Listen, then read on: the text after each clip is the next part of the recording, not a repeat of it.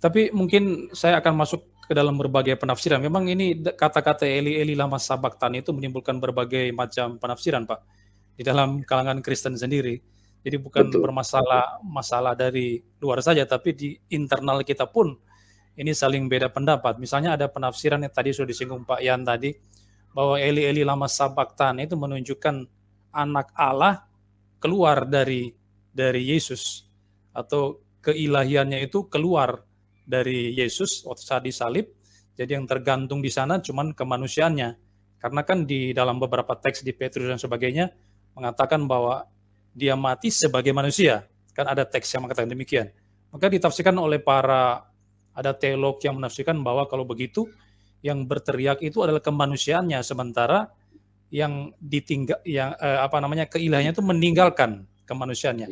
Tadi sudah disinggung oleh Pak Yan, tapi mungkin bisa dipertajam. Apa konsekuensi daripada konsekuensi yang bisa dimunculkan ketika ada orang yang menafsirkan demikian? Kira-kira apa akibat dari penafsiran seperti itu? Mungkin bisa dipertajam oleh narasumber. Silakan. Ya, saya pikir ini akan, kalau saya pribadi saya agak bingung ya ketika di ayat Matius 27 ayat 46 dikatakan bahwa jika itu adalah natur kemanusiaannya gitu. Karena memang ini perlu pendalaman lagi Pak Abe ya. Karena selama ini kan kita mempercayai orang-orang Kristen ini mempercayai bahwa itu adalah dui naturnya Kristus gitu kan. Ya. Begitu yang berteriak itu adalah Eli Eli lama sabachthani adalah manusia, terus di mana pikiran dan perasaan ilahinya atau pribadi logosnya itu di mana begitu? Nah, atau dan di ayat selanjutnya di dalam Injil Lukas, pada setelah dia berteriak Eli Eli, tidak lama kemudian dia bersuara lagi dengan keras.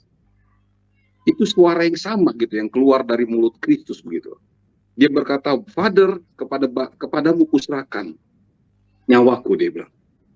Nah, apakah di situ bergantian begitu? Kemanusiaannya hilang atau silent, terus keluar apa tadi keilahiannya begitu. Nah, ini saya agak, karena nanti itu akan mirip-mirip dengan apa ya, dengan pemahaman Serintus begitu kan, Gnostik atau ya, pemahaman doketisme tadi yang udah dibawa, disindir sedikit dengan Pak Jimmy tadi, bahwa itu sepertinya memang ada benarnya bahwa Yesus itu adalah jasmani dan Kristus itu adalah spiritual divine, roh yang ilahi yang mengisi begitu. Seperti apa, celengan begitu kan. Nah itu saya nggak tahu ya, itu kan itu yang disebut inkarnasi sih, memang di dalam karnia, di dalam daging. Jadi apakah logos roh Kristus itu masuk ke dalam daging begitu. Nah ini padahal kalau saya lebih setuju dengan apa ya, bahasa Yunani itu ginomai. Jadi become sarke egen itu become a flesh, become the flesh, become a flesh, menjadi sark, menjadi daging. Jadi firman itu menjadi daging, bukan dia bukan dia in atau masuk begitu ya, atau di dalam. Nah, mungkin pengertian inkarnasinya ini harus juga dimatengin. Apakah roh Kristus itu masuk ke dalam daging, dia terpisah menjadi dua natur, atau dia berkelindan begitu bahasanya begitu, atau yang ginomai, jadi logos itu menjadi daging. Nah ini kan harus paham dulu. Kalau misalnya tadi kita percaya seperti itu, yang ditakutin adalah pemahaman Serintus dari filsafat Yunani, bahwa ada kemungkinan ketika disalib itu yang berteriak adalah natur jasmaninya, tetapi setelah mati dia pergi. Roh Kristus itu pergi. Yang pertama datang seperti burung merpati, yang pergi seperti apa saya nggak tahu itu. Itu yang dipahami oleh Serintus dalam teks-teks Serintus itu kan. Nah kalau kayak begini, nanti akhirnya ada saat ketika kemanusiaan yang berteriak Yesus bukan Allah. Ya. Iya, ada kemungkinan pada saat itu dia bukan Allah. Yang akhirnya digambarkan bagaimana dia berteriak dengan penuh ketakutan. Eli Eli lama sabachthani, ketakutan begitu. Nah, atau di Getsemani ketika Bapa kalau bisa jauhkanlah lalu daripadaku. apakah pada saat itu kekuatan ilahinya sedang drop begitu, tetapi kemanusiaannya yang kedagingannya yang penuh dengan kekhawatiran, ketakutan dan lain-lain yang kuat begitu. Ya ini perlu pendalaman lebih lanjut lagi sih Pak Abe. Karena saya sendiri lebih suka yang dikatakan Paulus dalam Filipi, morpeto theo dan morpeto anthropo. Jadi itu anthropo. Dalam rupa Allah. Sesungguhnya dia juga dalam rupa manusia itu, dalam daging itu, seperti manusia biasa. Jadi bagaimana ya? Memang kita perlu perdalam lah, mungkin nanti di sesi-sesi berikutnya Pak Ade. Artinya saya lebih pegang ginomai, sarke egenito. Saya lebih pegang itu sih. Nah, bagaimana nanti, kenapa dia berteriak? Kalau saya tadi melihatnya nggak ada pribadi, nggak ada dari sisi manusia. Dia memang menjadi manusia, bukan dari sisi manusia. Memang dia became a flesh kan, dan dia berteriak itu menandakan bagaimana seriusnya dosa, bagaimana dia menghormati Allah yang memberikan tugas karya penebusan itu Pak Abe. Ya. Berarti teriakan itu Allah membiarkan begitu ya, Yesus mengalami penderitaan Pak ya. Ya, silakan Pak Jimmy.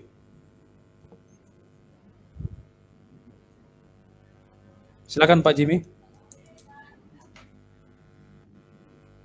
Oke, saya akan menambahkan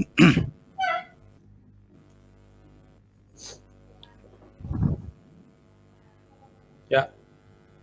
Saya masuk ke masalah teologis yang sudah diangkat oleh Pak Hen, masalah natur Kristus.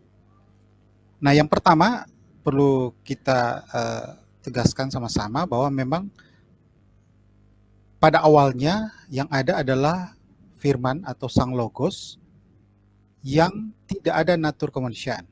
Jadi sejak kekekalan. Lalu pada saat inkarnasi menjadi manusia, natur kemanusiaan ditambahkan ke Yesus atau ke logos itu. Dan natur kemanusiaan itu bersama dengan natur keilahiannya itu sudah tetap sampai selama-lamanya. Jadi awalnya belum ada natur kemanusiaan, kemudian pada waktu inkarnasi Yesus ditambahkan natur kemanusiaannya dan itu berlaku sampai selama-lamanya. Nah, bagaimana peristiwa di salib? Pada waktu dia mengatakan Eli, Eli lama sabachthani. Apakah itu natur manusianya berteriak kepada natur ilahinya? Saya kira tidak, karena memang tidak ada data seperti itu. Itu jadi kesan split personality. Jadi kita doktrin kristologi itu hanya satu pribadi dengan dua natur. Jadi nggak split personality seperti itu. Nah, yang terjadi pada saat dia berteriak itu sebenarnya komunikasi pribadi kedua kepada pribadi pertama, kepada Allah Bapa. Lalu kenapa dia berteriak seperti itu? Apa yang sebenarnya terjadi? Apakah pada saat itu terjadi keterpisahan? Nah, ini karena kalau ada yang tergelincir memahami bahwa saat itu terpisah, bahkan terpisah secara esensi. Nah, saya kira tidak seperti itu. Tidak terpisah, apalagi tercerai secara esensi. Penggunaan ekspresi meninggalkan itu sebenarnya lebih dimengerti dengan pengertian memalingkan muka. Itu dalam Mazmur, saya lupa pasalnya, Allah memalingkan muka. Kenapa? Karena pada saat itu, sebagaimana dalam Yesaya 53, tentang Mesias yang akan ditimpahkan segala kejahatan manusia. Jadi sebagai korban penebus salah. Jadi pada saat teriakan itu terjadi, Yesus sebagai pribadi kedua Allah Tritunggal itu sedang menanggung dosa manusia. Jadi sedang menjalankan salah satu sifat dari Allah yaitu adil dengan dia mengorbankan dirinya. Nah, pada saat itulah, jadi pada saat dia menanggung dosa manusia, pada saat itulah dia seperti terkutuk. Jadi seperti dalam kitab Ulangan, terkutuklah dia yang tergantung di salib. Jadi Yesus pada saat itu dalam posisi seperti terkutuk. Kenapa? Karena sedang menanggung dosa manusia. Menggantikan posisi manusia yang menerima cawan murka Allah itu. Nah, pada saat itulah Allah yang Maha Kudus memalingkan muka kepada Yesus. Nah, itu dengan ekspresi meninggalkan dia. Jadi sekali lagi meninggalkan bukan terpisah, apalagi tercerai secara esensi. Nah, saya kira ini penjelasan saya secara teologis memaknai perkataan itu Eli Eli lama sabachthani dikaitkan dengan natur Yesus.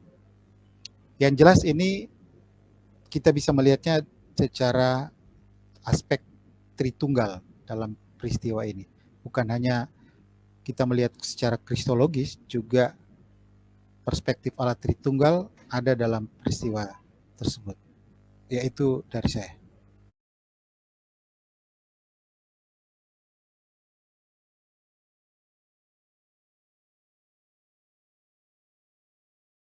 Tapi saya mungkin masuk lagi ke tadi itu ya, menarik tadi ada penafsiran bahwa natur ilahi itu teriak kepada natur natur manusia teriak kepada natur ilahinya dia, lalu kemudian keilahian Yesus meninggalkan kemanusiaan Yesus. Ini menarik sebetulnya tafsiran seperti ini. Saya memang belum pernah menjumpai ada pakar-pakar teks yang menafsirkan seperti itu ya, sebelum pernah jumpa, nggak tahu kalau teman-teman lain. Nah, itu menurut saya berbahaya penafsiran seperti itu, karena kita kan sepakat ya, kita punya konsensus bersama kalau kita belajar kristologi, Yesus itu hanya punya satu pribadi. Kita tidak sepakat dengan historian yang mengatakan ada kepribadian ganda, dua pribadi di dalam Yesus Kristus. Kita menolak ajaran itu. Jadi kita percaya Yesus hanya satu pribadi. Nah, istilah pribadi itu sebetulnya apa? Pribadi itu kan sebuah realita konkret, sebuah kesadaran dari sesuatu. Ya, itu ditandai misalnya dia bisa berbicara satu dengan yang lain. Saya bisa bicara dengan Pak Yan, dengan Pak Stanley, itu menunjukkan ada beberapa pribadi di sana. Maka kalau kita mengatakan bahwa natur manusia berbicara atau berteriak Eli Eli sabachthani kepada natur ilahinya, ini menurut saya menimbulkan konsekuensi ada dua pribadi nanti yang muncul di sana. Karena yang satu bisa berbicara kepada yang lain. Nah, di sepanjang Alkitab saya tidak pernah menjumpai dari Matius sampai Wahyu pribadi ilahi bicara pada kepribadi manusianya, atau sebaliknya, pribadi manusia Yesus bicara pada pribadi ilahi. Tidak pernah menjumpai seperti itu. Tapi kalau kita mengaitkan dengan Tritunggal misalnya, kita percaya ada tiga pribadi Allah di dalam satu esensi, satu hakikat. Mengapa kita mengatakan tiga pribadi di dalam Allah yang kita percaya Allah Alkitab? Karena yang satu bisa ngomong dengan yang lain. Bapa itu bisa bicara kepada anak. Dalam Ibrani 1 ayat 8 kan dia berkata, tahtamu ya Allah, tetap untuk seterusnya selamanya. Jadi adanya fakta bahwa Bapa itu bisa bicara kepada anak juga bicara kepada Bapa, Roh Kudus juga menyampaikan keluhan-keluhan dalam ketika kita sudah tidak bisa berdoa lagi kepada Bapa, itu menunjukkan ada lebih dari satu pribadi di sana. Makanya kita percaya doktrin Tritunggal. Salah satu alasannya karena yang satu bisa ngomong yang lain, yang satu bisa mengutus yang lain, yang satu bisa mengasihi yang lain. Itulah ciri-ciri pribadi. Ada saling komunikasi, ada saling kasih mengasihi, ada pengutusan. Bapa mengutus anak dan Bapa mengutus Roh Kudus. Itu ciri-ciri pribadi. Maka kalau kita mau menerapkan itu di dalam kristologi, bahwa ada salah satu natur bicara kepada natur yang lain, berteriak kepada natur yang lain, apalagi kita menafsirkan teks dalam Eli Eli lama sabachthani menunjuk kepada dwi natur Kristus yang saling berinteraksi. Waduh, menurut saya kristologi kita akan hancur di situ kalau kita punya penafsiran yang seperti demikian. Lalu konsekuensinya, nah ini penting juga. Konsekuensi ya, seperti yang Pak Jimmy katakan tadi, itu kan awal mulanya itu Yesus itu adalah pribadi anak Allah. Hanya dengan satu natur di sana, yaitu natur ilahi. Dia hanya punya satu natur. Ketika dia menjadi manusia berinkarnasi, maka dia ketambahan natur yang kedua, yang baru, yaitu natur manusia. Sehingga natur manusia ini kemudian dipribadikan. Ini kalau yang saya pahami dalam kristologi. Dipribadikan saja. Jadi sekarang menjadi dua natur. Nah, seandainya memang yang mati itu hanya natur manusianya saja, maksudnya yang tergantung di salib ya, yang tergantung di salib itu hanya natur manusia saja, lalu yang keilahiannya lepas dari dia, meninggalkan dia, lalu Yesus teriak, Eli, Eli, artinya natur ilahiku, mengapa engkau meninggalkan aku? Waduh, ini bisa berabe, saudara, bisa berabe ini, karena kita tahu kan di situ Yesus sedang melaksanakan misi penebusan di situ. Dia menjadi substitusi pengganti kita. Kita yang seharusnya dihukum karena dosa-dosa kita, dia ganti di sana. Lalu dia akan sedang melaksanakan penebusan di sana.